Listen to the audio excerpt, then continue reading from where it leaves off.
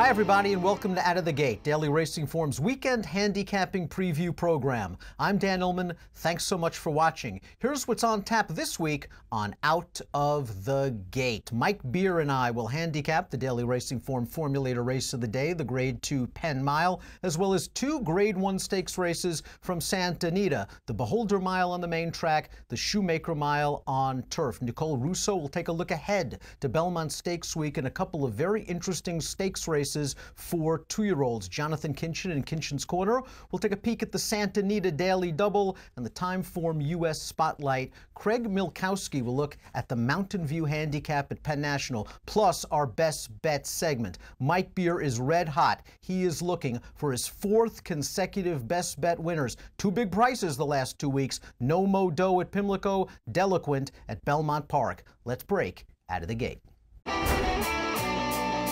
We begin Out of the Gate with our Hot Topic segment. Our in-studio handicapper, Mike Beer. The hot topic in all of racing is, of course, next Saturday's Belmont Stakes, the third jewel in racing's Triple Crown. Now, we won't have a Triple Crown winner this year, but we're going to have a pretty solid favorite in Classic Empire based on his overall body of work. Of course, champion two-year-old last year, Breeders' Cup Juvenile winner, and he's coming off a very good second-place finish in the Preakness behind upsetter Cloud Computing. But he's not the only story by a long shot in this year's Belmont Stakes. So Mike and I are going to take a look at some of the under-the-radar contenders you might want to consider for next Saturday's Test of the Champion. And Mike, the biggest X factor of them all is Epicharis. We're going to see him lose for the first time in his career. His most recent start, the UAE Derby, I still don't know how he lost this race. It looked like he was in charge all the way down to the wire. Yeah, isn't that the truth? I agree with that 100%. Isn't the best thing about him, though, what you just said about him? He's the X factor in the race. Isn't this the kind of Belmont Stakes field and the kind of three-year-old crop this year where you sort of want that horse who's a little bit of an unknown? Listen, he didn't have any excuse not to win this race, although Thunder Snow, Derby aside, I don't know what happened there. He's a very good horse, Thunder Snow. He just couldn't hold him off at the end. I still thought Epicharis ran really well in that race. I liked all of his races before that one. I gotta believe he's a very big factor in the Belmont this year. He is talented. He acts like a true stayer, but he's coming off of a pretty long layoff. He's had a long ship in from Japan. He's got to deal with quarantine. He's yet to beat a quality horse, but I think he's pretty good. We've always thought he was pretty good. What are we going to do with Tapwrit? Let's watch him win a McCracken-less Tampa Bay Derby. McCracken was supposed to run in this race. He would have been the favorite after beating Tapwrit in the Sam F. Davis Stakes. Tapwrit, I thought, Mike, looked very good in this race for Todd Pletcher. He bombed in the bluegrass. The Derby wasn't kind to him. What happened in those races? I thought he ran really well in both of his Tampa races earlier this year, including this one. He just dominated. This wasn't a good field, but he just dominated those horses. I don't know what to say about the Keeneland race. He was wide in that race, but he just didn't run. No pace. That's true enough, but he just didn't run. He was bad in that race. I will give him the benefit of the doubt for the Derby, though. You know, everybody sort of wanted to make a big deal about the trouble that Classic Umpire had early in that race, and he did have trouble. This horse got crushed at the start of that race as well. He got carried in badly, taken all the way to the back of the field, not his style, and then a wet track that you just couldn't really close on. I actually feel like his sixth place finish in the Derby is a lot better than it looks. I think and he also has a look to me of horse, Dan, who will stay the mile and a half in the Belmont. You know, he's one of the horses I really feel like I want to leave open as we head, into this Derby next week, and the Belmont next week, because I think he can win that race. Let's go to Irish War Cry, winning the Wood Memorial, New York's final prep for the Kentucky Derby. Mike, I know you did not like the Wood Memorial as a whole. I thought Irish War Cry in this race was very visually impressive. Visually impressive enough that I picked him to win the Kentucky Derby. And I have to admit, on the far turn of the Derby, I thought he was going to win for fun. The way he was traveling, the way Rajiv was looking under his shoulder, it looked like he had a ton of force. And he went from 100 to 0 in 3 strides. He looked like Gin for about 2 strides on the far turn of the Kentucky Derby, and then he disintegrated for some reason. Listen, I didn't love the Wood as a race. I suppose you could look at it and say Cloud Computing came out of it and put a little bit of the luster back on it. I don't know if that's the case or not.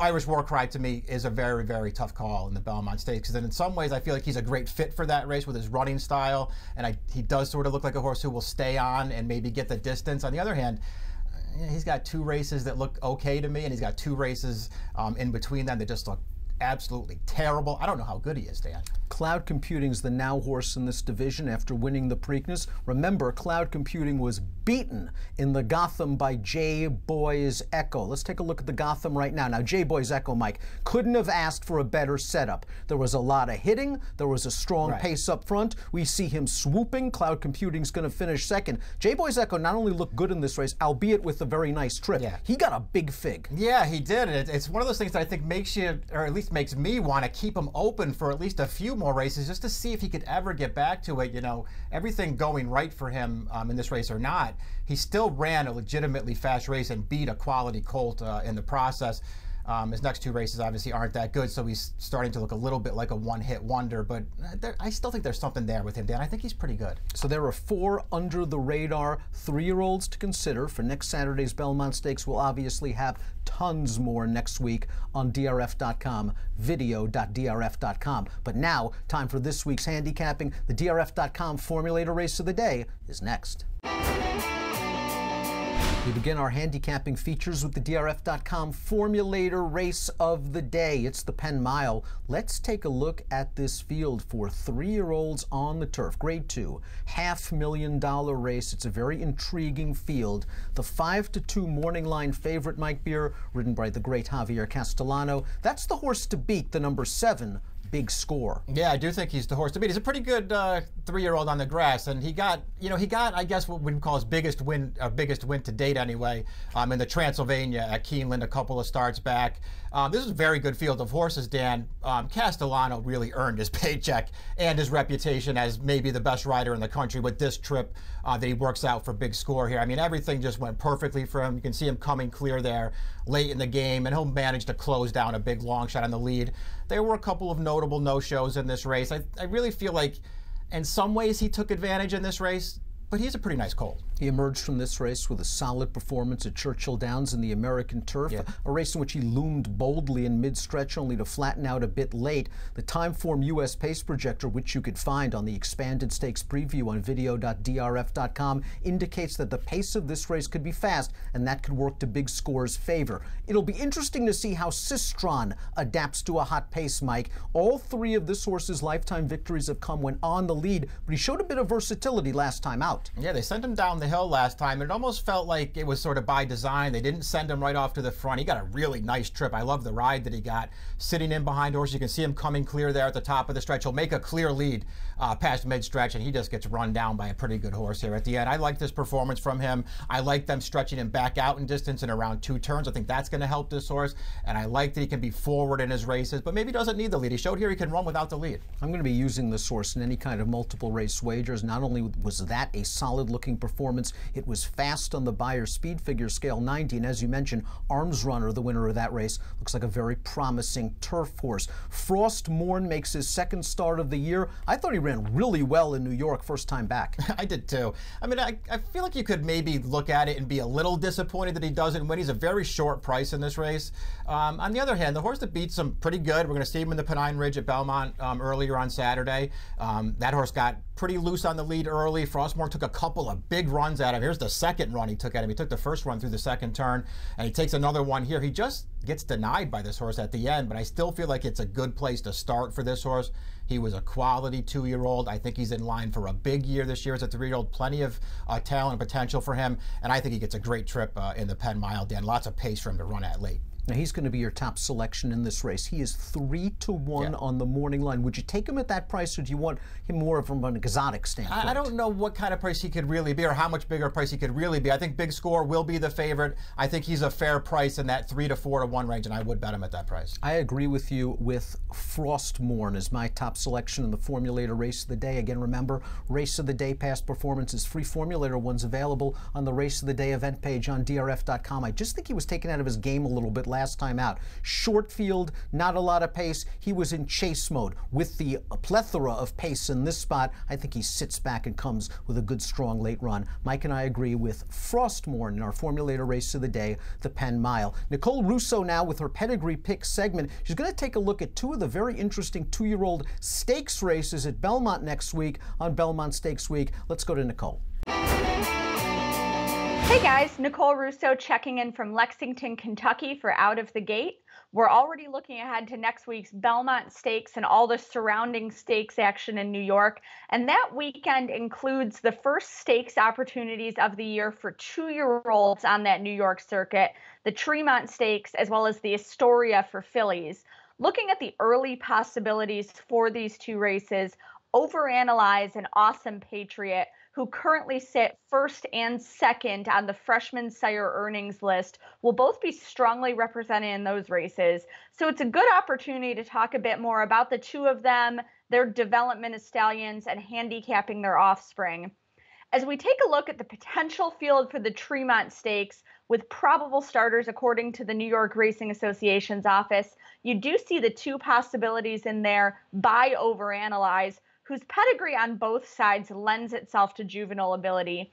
He's a son of Dixie Union, whose other sons at stud include Belmont Stakes winner Union Rags, a Grade 1 winning juvenile himself who was among last year's leading freshman sires, as well as Gone Astray, who's among the standouts in Florida, which has a juvenile-focused market. Overanalyze is a half-brother to Grade 1 winning juvenile Meadow Breeze, who in turn is the dam of Royal Copy, who was second in the Hopeful last year.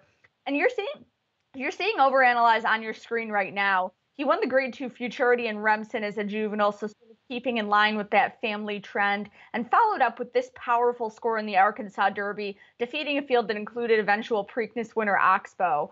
So while his family is bred for juvenile ability, and while he showed that himself, and while his foals have showed that so far, I do think they'll continue to develop and they'll go middle to longer distances successfully.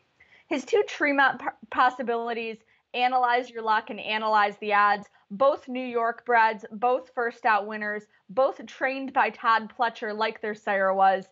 Analyze the Odds ramped by 4.5 lengths on debut at Aqueduct in April, very impressive. And Analyze Your Luck followed up with a wire-to-wire win on a sloppy track a few weeks later. Just both really standout horses early in the year here for Overanalyze. Now let's turn an eye to the fillies with potential starters for the Astoria. You see the two maiden winners in here for Awesome Patriot, Amber's Patriot and Wakey Patriot, both Keeneland winners. And Amber's Patriot last out was a very good second, beaten just a knack in the Kentucky Juvenile at Churchill Downs by the promising buy, sell, hold. So she really stands out here based on the company she's kept. Awesome Patriot, another horse really bred to be a stallion on both sides. He's by Awesome again, whose sons at stud include Ghost Sapper, very successful stallion himself. Awesome Patriot is a full brother to Preakness winner Oxbow, and their dam is a full sister to several stakes horses, including champion and prominent sire Tisnow. Now, this is a bit of a later developing family, but Awesome Patriot, who we're watching now win the Alidar Stakes as a 3-year-old, did win first time out as a juvenile, although that debut came later in the year in October. He followed up by becoming a graded placed runner as a juvenile. So am I surprised that his offspring are running well and running this early? A little bit. Am I surprised that he's turning into a good stallion? No, he's certainly got the tools for it. Fields for these 2-year-old stakes will be finalized and drawn next week, so keep an eye on our live news blog, DRF Breeding Live, for more pedigree notes and updates on the 2-year-olds here. Next week, we'll take a closer look at the Belmont Stakes, where pedigree really matters in the last and longest American Classic. Thanks for tuning in this week, and we'll see you with more Out of the Gate after these messages.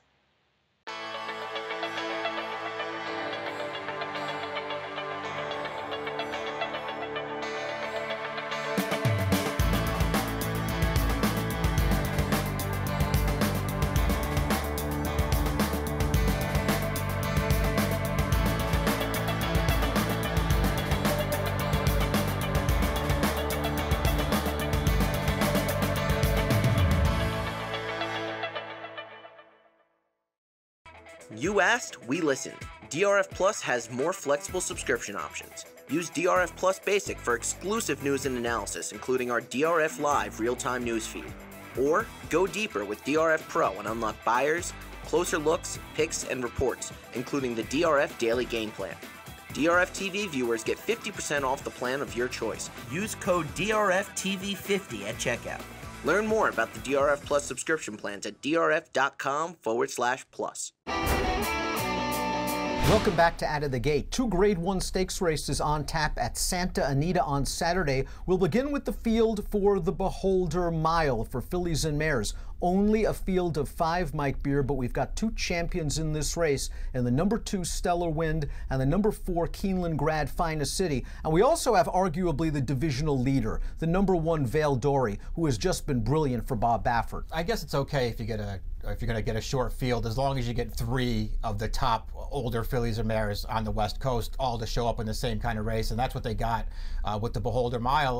We'll see what happens. Vale Dory, still feel like she's got a little something to prove against these other 2 top class mares, but she's got a chance in this race. Vale Dory has won 6 in a row. She is 4 for 4 in 2017. She is a Grade 1 winner this year, and she's already beaten Finest City. Here's her most recent start in the Adoration Stakes. More of a workmanlike performance than anything else, I thought, Mike. Yeah, she's won, I think, 7 of her 9 races since she got over here. This is probably my least favorite of her 7 wins since she got over here. I mean, workmanlike's a pretty good way to put it. She's never going to lose. It never looks like she's going to get caught in this race, but I wanted to see her finish a little bit better than that in this race. But maybe Baffert was just giving her one to step up into the Grade 1 in her next start. The race 2 starts back where she beat Finest City. She ran well that day. She's going to be on or near the lead along with Finest City, which leaves Stellar Wind perhaps in the perfect garden spot sitting in 3rd, and she may not need any extra help, Mike. She's very, very good. Yeah, I'm not so sure that she needs, some kind of perfect trip to win this race. I just personally feel like she's the best horse in this race. Of course, most people feel that way. She's 3 to 5 on the morning line. Whatever kind of trip she gets in this race, she's way the horse to beat. Let's take a look at her most recent performance and seasonal debut in the Apple Blossom. Remember, that's a pretty good horse on the lead, Terra Promessa. She came back to win the Allaire du Pont on Preakness weekend with a big Beyer speed figure. I believe it was either a 97 or 98. Stellar Wind always had her measure. Yeah, I like this return race for Stellar Wind, shipping her across to Oaklawn to run in a Grade 1 race. And she doesn't, crush this field by any stretch of the imagination, but it's just strong handling to the wire. I like the way that she closed down a pretty good filly, and one who's pretty tough when she gets the lead, and who did get loose on the lead in there. Stellar Wind had no trouble closing her down. Now, she is a short price in this race. You mentioned her morning line odds of 3 to 5. You're not betting 3 to 5 shots to win. Is she the kind of horse you single in any kind of multiple race wagers, or do you use others? I really feel like, and maybe this just goes mostly to the fact that I didn't love Vale Dory's last race, I feel pretty comfortable singling her in this race, Dan. I'm a little bit interested in Finest City. She's probably going to be the 3rd choice in this race, and I think the key is she must be aggressively ridden. I want them to make Vale Dory make a decision. Finest City does have that kind of speed where she can get to the front. I'd rather not concede to Vale Dory. We've already seen how that game works out. It doesn't work out well for Finest City. Finest City last ran in the Grade 1 Humana Distaff at Churchill Downs, and I'm interested in your take because I was a bit disappointed that she couldn't get by Paula Silver Lining. She tried hard, but she was just lacking that stretch oomph. Yeah, no, I agree with that. And I like Paula Silver Lining as a horse. She's certainly a quality mare. I agree with you, though. I wanted Finest City to get by her in this race. She got a great trip and ride. They kept right up on the winner's hip pocket basically the entire way, and she just couldn't get her at the end. You're going to see her hair surge right at the end and try and get up, but she's not going to make it. I was pretty disappointed in this race, Dan. Short field, tactical jockey's race, perhaps. We've seen her try to sit and finish in her last couple of races. She's run well. It hasn't worked out. I want to see her outright on the lead, or at least force Vale Dory from the inside to do some running. My top selection in this race is Finest City. I believe that she'll be the 3rd choice in this field. The Shoemaker Mile is coming up next. Grade 1 Shoemaker Mile on the turf features a lot of pace, at least on paper. Let's take a look at this field. The speed, Mike Beer, comes from the inside. The number 1 Heart to Heart, the number 2 What a View. Is there going to be a duel? It'll be interesting to see what they do, especially as far as Heart to Heart is concerned, because there have been times, I think he's at his best when he's right up on the lead, but there have been times when they've been willing to try and get him to sit off another horse, and if they do that, it turns What a View loose early in here. And I don't think Heart to Heart's the same horse when he rates from off the pace. I think he is at his best when he is controlling things up front. Let's take a look at his most recent performance, the Maker's 46 Mile at Keeneland. I thought he ran well. This is his 3rd consecutive triple-digit Beyer performance. But why is it that something in the back of my mind is telling me that the old Heart to Heart, the one from late 2015 or 2016, would have finished this one off? Yeah, he looks home free right here past the 8th pole. Dan, this was another situation, though, where they conceded the early lead to What Of You in this race. That's What Of You fading back there on the rail, and they took over from him with no problem. I mean, this horse looked home free past the 8th pole, and he just could not seal the deal. Pretty disappointing loss in a race that I don't have a lot of affection for overall.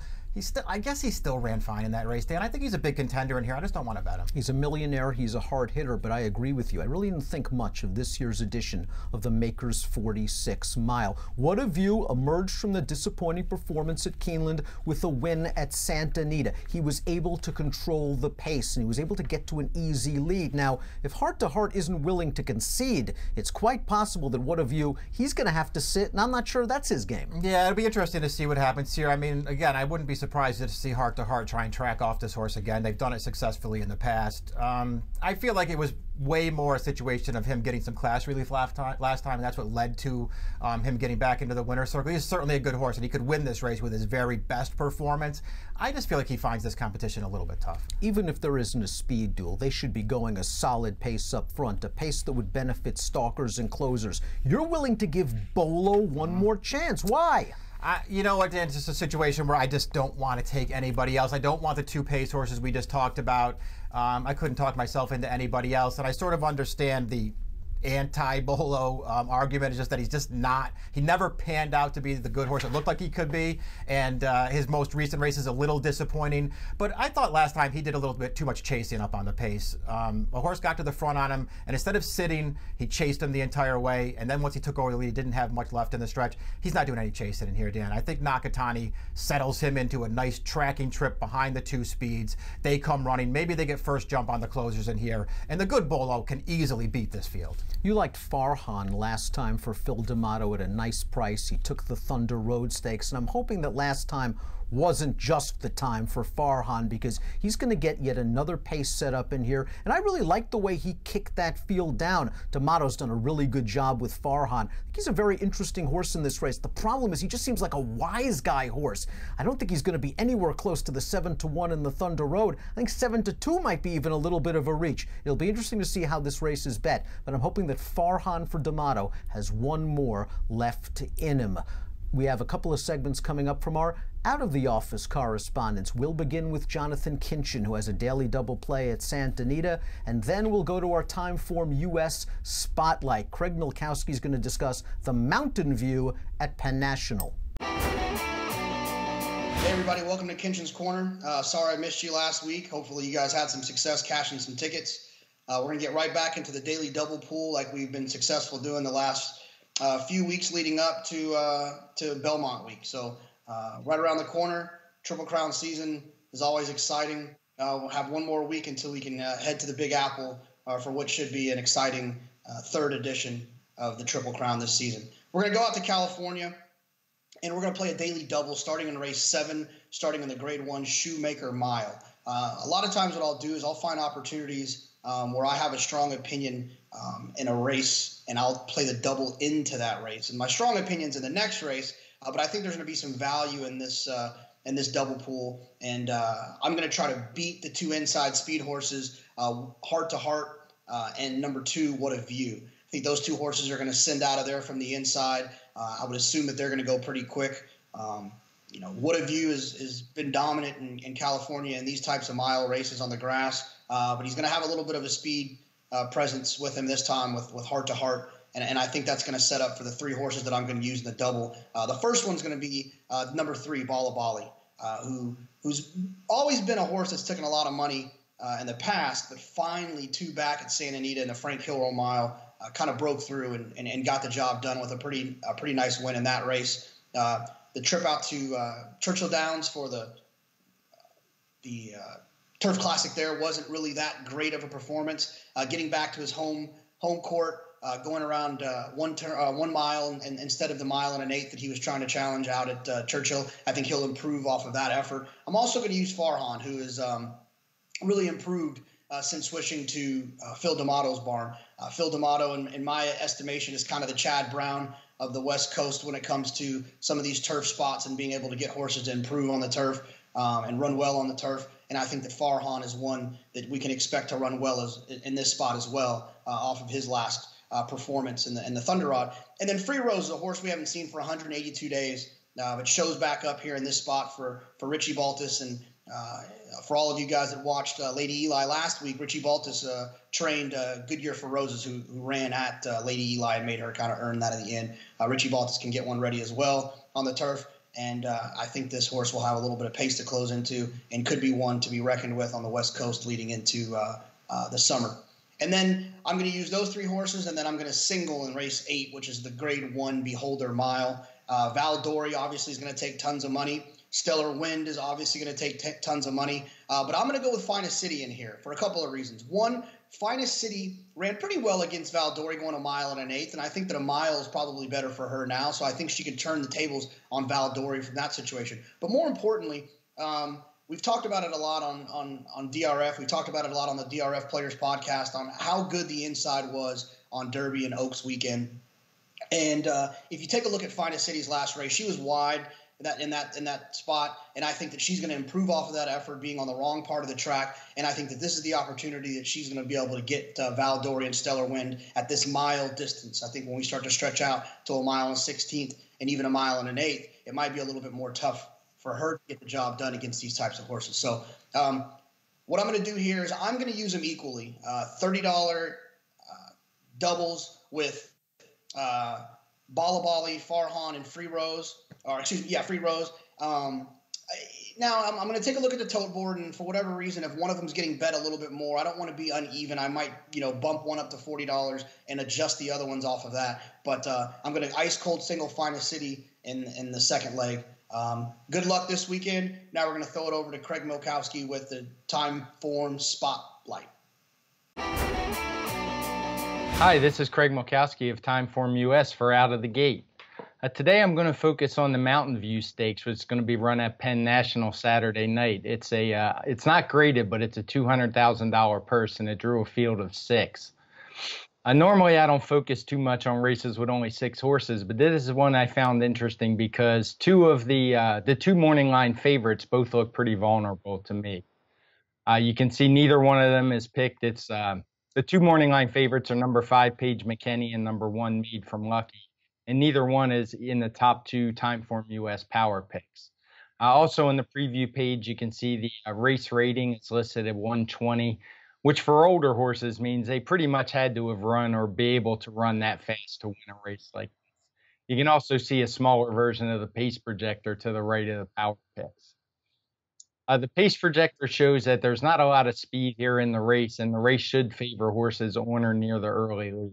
The 2 we show in the lead are the 2 horses we're going to eventually settle on, number 4 Matt King Cole and number 2 Virtual Machine. Let's start with the morning line favorite Paige McKenney.